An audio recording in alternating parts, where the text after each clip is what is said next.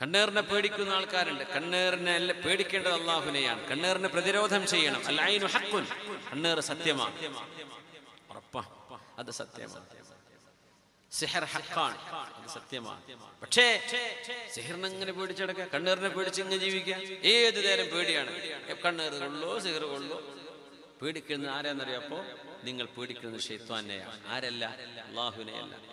ഇന്ന കൈദ ശൈത്വാനി കാന ദഈഫാ, പിശാചിന്റെ കുതന്ത്രങ്ങൾ വളരെ ദുർബലമാണ്, വളരെ ദുർബലമാണ്. ആരാണ് അദീം? അല്ലാഹു ജല്ല ജലാലുഹു. ഇപ്പൊ പേടിക്കേണ്ടത് ആരെയാ? അല്ലാഹുവിനെയല്ലേ പേടിക്കേണ്ടത്. എന്റെ റബ്ബ് തടുക്കും, എന്റെ റബ്ബ് എനിക്ക് കാവൽ തരും, എന്റെ റബ്ബന്റെ കൂടെയുണ്ടാകും. ഈ ഒരു ബോധം നമ്മുടെ ഖൽബിലില്ല. പേടിക്കുന്നതിന്റെ 90% പേടി ശൈത്താന്മാരെയും 10% അല്ലാഹു കൊടുക്കണുള്ളൂ. അപ്പൊ പിന്നെ അൽ ബഖറ ദിവസം 10 ഓതിയാലും എന്ത് ചെയ്യില്ല, ആ പ്രയാസം മാറി കിട്ടൂല. ഇല്ലേ, 3 ദിവസം തുടർച്ചയായി സൂറത്തുൽ ബഖറ ഒരു വീട്ടിൽ ഓതിയാൽ അവിടെ പിശാചിറങ്ങി ഓടുന്ന